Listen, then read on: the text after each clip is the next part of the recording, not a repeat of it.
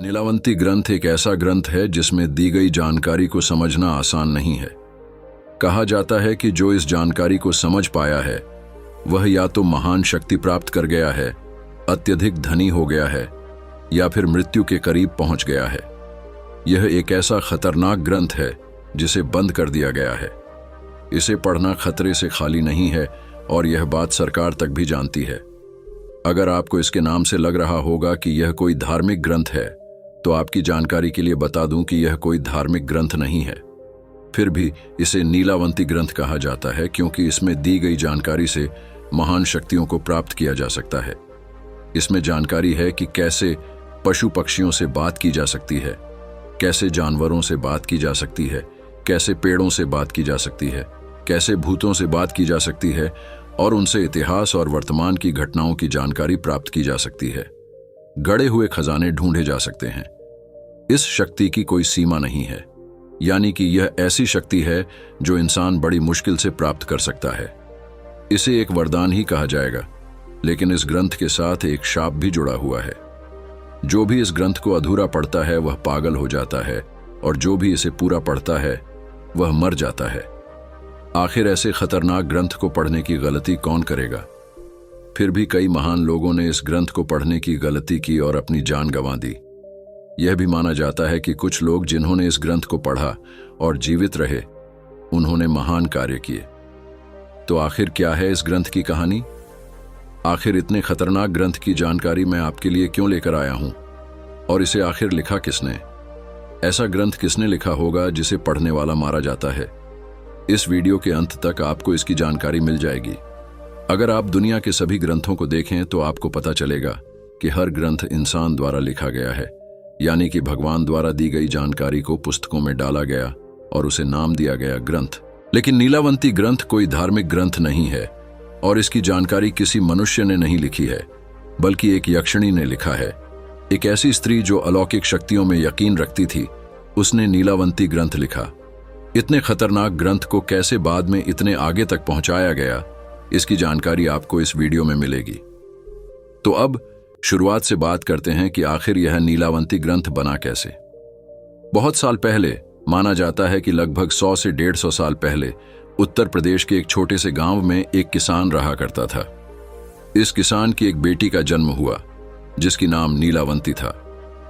बचपन से ही वह बाकी सब लड़कियों और लड़कों से अलग थी। अन्य बच्चे जहां खिलौनों के साथ खेलते थे और एक दूसरे के साथ खेलते थे, वहीं नीलावंती को खिलौने और बच्चों के साथ खेलना अच्छा नहीं लगता था। वह चींटियों, छोटे छोटे जानवरों और पक्षियों के साथ खेलती थी। उसके पिता को यह देखकर बहुत हैरानी होती थी कि कैसे जानवर उसके करीब आ जाते हैं और उसे कोई नुकसान नहीं पहुंचाते। सांप भी उसके करीब खेलते रहते थे और पक्षी उसके पास बैठ जाते थे। वह पक्षियों को पकड़ लेती थी और पक्षी उससे दूर नहीं भागते थे, जैसे कि वह पक्षियों से बात कर सकती थी। बचपन में तो बच्चे ऐसी हरकतें करते हैं, तो गांव वालों ने इस तरफ ध्यान नहीं दिया। लेकिन जैसे जैसे नीलावंती बड़ी होती गई, वह जानवरों से बात कर सकती थी।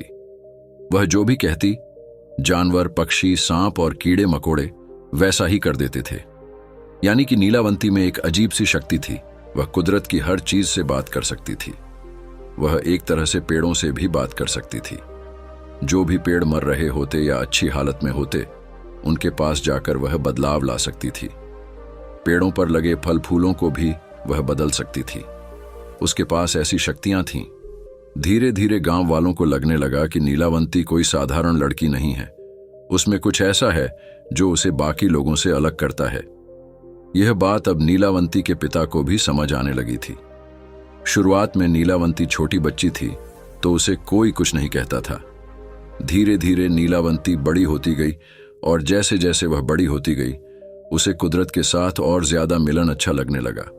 वह जब भी शाम होती, जंगल में चली जाती और वहां रात को जानवरों से बात करती, पेड़ों से बात करती और धीरे धीरे वह भूतों से भी बात करने लगी थी। अब उसके पिता बार बार उसे समझाया करते थे कि जानवरों से बातें नहीं करनी चाहिए, क्योंकि बाकी लोग गलत समझते हैं। कुछ लोग उसे चुड़ैल मानते थे और कुछ भूतनी समझते थे। लेकिन अब नीलावंती को लगने लगा था कि बाकी जो समझना है समझें, यह मेरी जिंदगी है और मुझे जो अच्छा लगता है मैं वह करूंगी। इसके बाद नीलावंती के पिता को लगने लगा था कि मेरी बेटी जवान हो गई है और अब लोग उसे परेशान करने लगे हैं, इस तरह से भविष्य में उसे नुकसान हो सकता है। तो नीलावंती के पिता जंगल में चले गए और वहां पर एक झोंपड़ी बनाकर रहने लगे। इस तरह जंगल में ही वह खेती करने लगे। वहां पर और कोई इंसान नहीं आता था। अब नीलावंती को परेशान करने वाला कोई नहीं था। नीलावंती भी खुश थी और उसके पिता भी खुश थे। लेकिन बहुत समय बाद नीलावंती हर रात जंगल में जाने लगी और भूतों से बातें करने लगी। वह जंगल में गड़े हुए खजाने जानवरों और पक्षियों से पता कर लेती थी, जिससे वह बहुत धनवान हो गई थी। उनके पास हर चीज आ गई थी और यह सब नीलावंती के कारण हुआ था। नीलावंती जानवरों से हर राज उगलवा लेती थी। जानवर अपनी आंखों से जो भी देखते थे वह उनके दिमाग में छवि की तरह बसी होती थी। क्योंकि उन्हें बोलना नहीं आता था, वे किसी को बता नहीं पाते थे। लेकिन नीलावंती के पास वह ज्ञान था जिससे वह पशु पक्षियों से बात कर सकती थी और हर जानकारी प्राप्त कर लेती थी। इसके बाद उसे जंगल में बहुत सारे भूत प्रेत भी मिलने लगे। वह भूतों से बात भी करने लगी और इतिहास की हर जानकारी उनसे पता कर लेती थी। जो भी ज्ञान चाहिए होता वह भूतों से जान लेती थी। इससे उसका दिमाग भी बड़ा होता गया और उसे देश दुनिया की हर जानकारी मिलती गई। एक बार रात के समय वह जंगल में थी। तभी बहुत दूर एक व्यापारी एक सड़क से गुजर रहा था। जब वह व्यापारी सड़क से गुजर रहा था तो उसकी बैलगाड़ी को लुटेरों ने घेर लिया। व्यापारी बहुत डर गया क्योंकि लुटेरे उसे मारना चाहते थे। वह किसी तरह से बचकर जंगल के बीच पहुंच गया। वह उन लुटेरों से भाग रहा था और छिप रहा था। वहीं पर नीलावंती भी एक पेड़ के पीछे बैठकर कुछ जानवरों से बात कर रही थी। जब व्यापारी उसके पास पहुंचा, लुटेरे उसे जंगल में ढूंढ रहे थे। लेकिन व्यापारी को बहुत चोट लगी थी। वह नीलावंती के पास आकर बेहोश हो गया। जब नीलावंती ने यह देखा तो उसने व्यापारी की मरहम पट्टी की। इसके बाद जब व्यापारी को होश आया तब तक लुटेरे वहां से जा चुके थे। जैसे ही व्यापारी ने आंखें खोलीं, नीलावंती उसके सामने खड़ी थी। नीलावंती इतनी सुंदर थी कि व्यापारी उसे देखते ही मोहित हो गया। नीलावंती ने उसकी मरहम पट्टी की और उसकी सेवा भी की, फिर उसे खाना भी खिलाया। व्यापारी को नीलावंती से प्यार हो गया। तब व्यापारी ने नीलावंती से कहा, मैं तुमसे शादी करना चाहता हूं। तुम्हारे जैसी सुंदर लड़की मैंने आज तक नहीं देखी। नीलावंती ने एक शर्त रखी। उसने कहा, मैं तुमसे शादी कर सकती हूं, लेकिन हर रात मुझे जंगल में जाना होगा। तुम मुझसे यह सवाल नहीं पूछ सकते कि मैं जंगल क्यों जा रही हूं और वहां क्या करने वाली हूं। अगर यह शर्त मानते हो तो मैं तुमसे शादी करने को तैयार हूं। अगर शर्त नहीं मानते तो तुम यहां से जा सकते हो। व्यापारी नीलावंती पर इतना मोहित हो चुका था कि उसने नीलावंती की हर बात मान ली और हां कर दी।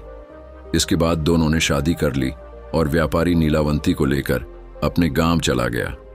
वहां पर वे रहने लगे। नीलावंती दिन के वक्त व्यापारी के साथ गांव में रहती और रात के वक्त जंगल की तरफ चली जाती। वह जंगल में रहना चाहती थी, जानवरों से बात करना चाहती थी। उसने सूखे हुए मोटे पत्तों पर अपनी सभी जानकारी लिखना भी शुरू कर दिया था। अब तक वह समझ चुकी थी कि जो जानकारी उसके पास है वह किसी और के पास नहीं है, न भूतों के पास और न ही इंसानों के पास। अब नीलावंती को यह जानकारी कहानी के रूप में लिखनी होगी ताकि यह लुप्त ना हो जाए। कैसे जानवरों से बात की जाती है, कैसे पक्षियों से बात की जाती है, कैसे कीड़ों से बात की जाती है और कैसे भूतों और दूसरी दुनिया की शक्तियों से बात की जाती है, वह हर जानकारी को पत्तों पर लिखती जाती। रात को वह नए नए इलाकों में जाती ताकि नए भूतों और नए जानवरों से बात हो सके।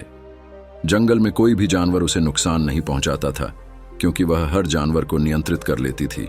लेकिन जब गांव वालों ने हर रात नीलावंती को जंगल जाते हुए देखा तो कई गांव वालों ने उसका पीछा किया। वे देखना चाहते थे कि वह कहां जाती है और क्या करती है। जब नीलावंती जंगल के बीच में चली जाती और अचानक गायब हो जाती तो गांव वालों को शक होने लगा। उस समय गांव में बच्चे गायब हो रहे थे।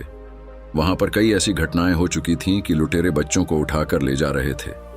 गांव वालों को शक था कि नीलावंती ही बच्चों को उठा रही है और जंगल में ले जा रही है। एक रात जब नीलावंती जंगल में गई तो उसे एक पिशाच मिला। उस पिशाच ने जो जानकारी दी उससे नीलावंती के होश उड़ गए।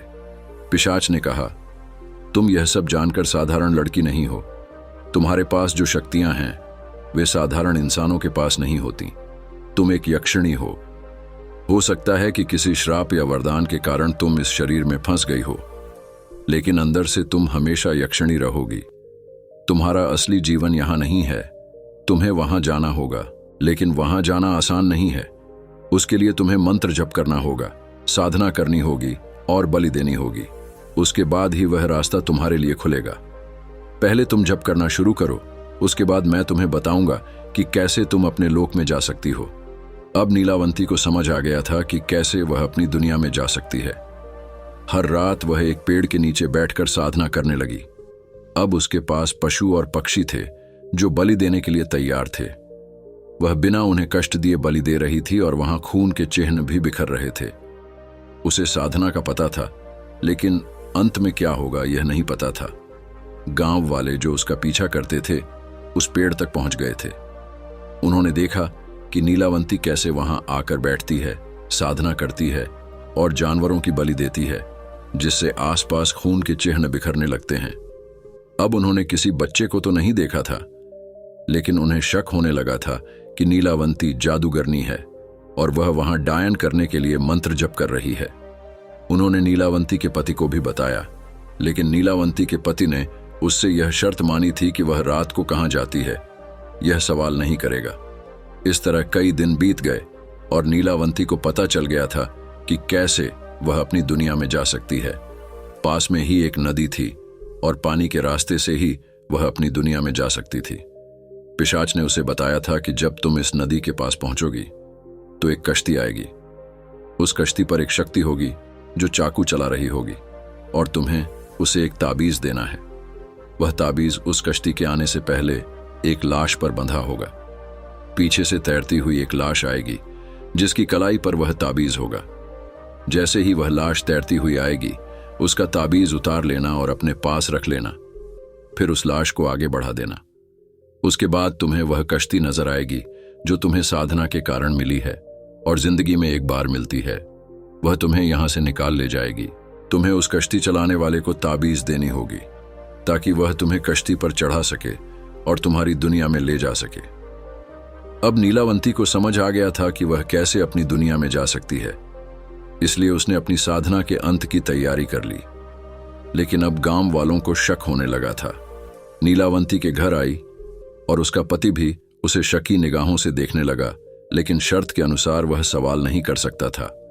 एक रात गांव वालों ने तय कर लिया कि बच्चे बहुत ज्यादा गायब हो रहे हैं और यह नीलावंती ही होगी जो बलि के लिए बच्चों को ले जाती होगी। उसी शाम एक बच्चा गायब हुआ था, इसीलिए लोगों ने तैयारी कर ली कि वे नीलावंती को पकड़ लेंगे। जब नीलावंती जंगल की तरफ गई, गांव वाले उसका पीछा करने लगे।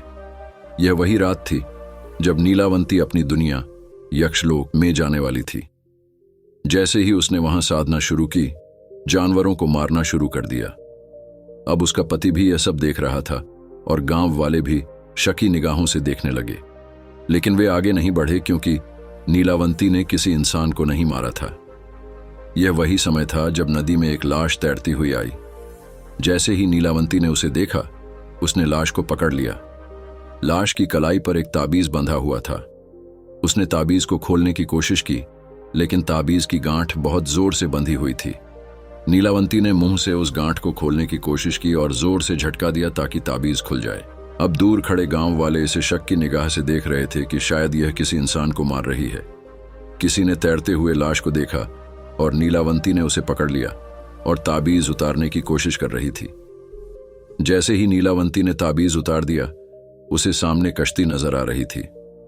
अब वह कश्ती वहां से गुजरने वाली थी और नीलावंती उसमें चढ़ने की कोशिश करने वाली थी। तभी गांव वालों ने धावा बोल दिया। गांव वालों ने नीलावंती को पकड़ लिया था। उन्हें शक था कि यह बच्चों की बलि देती है।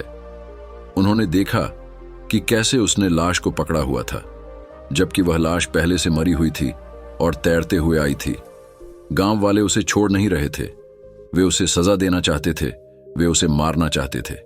नीलावंती किसी तरह से वहां से बचकर भाग निकली और जंगल के बीच में पहुंच गई। फिर भी वह नदी के आसपास ही थी ताकि वह कश्ती पर चढ़ सके। तभी उसके पति ने उसे देख लिया जब वह एक पेड़ के पीछे छिपी हुई थी। अब पति जैसे ही नीलावंती के सामने आया, नीलावंती हैरान हो गई। नीलावंती इसलिए हैरान हुई थी क्योंकि उसका पति असली रूप में आ गया था। वह एक पिशाच था जो नीलावंती की शक्तियों से मोहित हुआ था। उसे नीलावंती पर नहीं बल्कि उसका ग्रंथ चाहिए था, जिससे उसे शक्तियां मिल सकें ताकि वह गड़े खजाने ढूंढ सके और कुदरत की शक्तियों का इस्तेमाल कर सके। उसने कहा, मैं तुमसे यह ग्रंथ लूंगा तभी तुम्हें जाने दूंगा। अगर तुम मुझे यह ग्रंथ नहीं दोगी तो मैं गांव वालों को बुला लूंगा और वे तुम्हें मार देंगे। इसके बाद भी यह ग्रंथ मुझे मिल ही जाएगा। अब नीलावंती के पास कोई रास्ता नहीं बचा था, तो उसने वह ग्रंथ थमाते हुए कहा, मैं शाप देती हूं जो इस ग्रंथ को अधूरा पढ़ेगा वह पागल हो जाएगा, जो इस ग्रंथ को पूरा पढ़ेगा वह मारा जाएगा। यह कहते ही नीलावंती ने वह ग्रंथ पिशाच को पकड़ा दिया और वहां से चली गई। और कहा जाता है कि इसके बाद पिशाच ने ग्रंथ का उपयोग किया और अपनी शक्तियों का प्रयोग किया, लेकिन वह ग्रंथ को अधिक पढ़ नहीं सका और उसका मानसिक संतुलन बिगड़ने लगा। वह पागल हो गया। अंततः शिकारी उसे मारकर ग्रंथ को प्राप्त कर लिए। इस प्रकार ग्रंथ आगे बढ़ने लगा। कुछ लोगों का मानना है कि नीलावंती ने ग्रंथ देकर कश्ती पर चढ़ने की कोशिश की, जबकि कुछ का कहना है कि उसने कश्ती पर चढ़ने में असमर्थता जताई और अब भी जंगलों में भटकती रहती है, लालची लोगों का शिकार करती है। अब बात करते हैं ग्रंथ की। ग्रंथ एक एक करके विभिन्न हाथों में पहुंचता गया। इसका अनुवाद करना आसान नहीं था। कुछ महान लोगों ने ग्रंथ का अनुवाद करने की कोशिश की। एक मंदिर के पुजारी, जिनके पास ज्ञान था और जिनकी भाषाओं के अनुवाद में विशेषज्ञता थी, ने पत्तों पर इसे लिखा और फिर इस किताब को दुनिया में प्रस्तुत किया। इस किताब का नाम था मिलावटी ग्रंथ। इस ग्रंथ के कारण कई मौतें हुईं, कई लोग पागल हो गए। इसे बैन कर दिया गया ताकि कोई इसे न पढ़ सके। इसके बावजूद कहा जाता है कि स्वामी विवेकानंद ने भी इस ग्रंथ को पढ़ने की कोशिश की थी। स्वामी विवेकानंद हिंदू धर्म की जानकारी को दुनिया तक पहुंचाना चाहते थे और उनके पास गहराई से जानने की क्षमता थी। उन्होंने भी इस ग्रंथ का अनुवाद करने की कोशिश की। मान्यता है कि स्वामी विवेकानंद की मृत्यु भी इस ग्रंथ से जुड़ी थी। कुछ लोग मानते हैं कि उनकी मौत ग्रंथ की वजह से हुई, जबकि दूसरों का कहना है कि उनकी मृत्यु की भविष्यवाणी पहले ही हो गई थी। हालांकि नीलावंती ग्रंथ का लिंक स्वामी विवेकानंद से जुड़ा हुआ है। आज भी आप इस ग्रंथ को कहानी या ऐतिहासिक दस्तावेज के रूप में ढूंढ सकते हैं और कई जगह इसकी ओरिजिनल प्रतियां भी रखी गई हैं। कहा जाता है कि इसे पढ़ना खतरनाक है। इसे सरल भाषा में अनुवादित किया गया है, लेकिन अब यह और भी खतरनाक हो गया है क्योंकि सरल भाषा में कोई भी इसे पढ़ सकता है और उसकी शक्तियों को अनुभव कर सकता है। अधूरा पढ़ने पर पागलपन और पूरा पढ़ने पर मौत का खतरा बना रहता है। कई तांत्रिक और विद्वान जो इसके बारे में जानते हैं, इसका उपयोग करते हैं और बड़ी शक्तियों को प्राप्त कर चुके हैं। इस ग्रंथ की शक्तियों का उपयोग करने पर अंततः वही परिणाम होता है। दोस्तों, आपको यह वीडियो कैसी लगी? कृपया हमें बताएं। यदि आपको यह वीडियो पसंद आई हो तो इसे लाइक और शेयर करें। ऐसी ही वीडियो देखने के लिए हमारे चैनल को सब्सक्राइब करें। अगली वीडियो में मिलते हैं। आप सभी का धन्यवाद।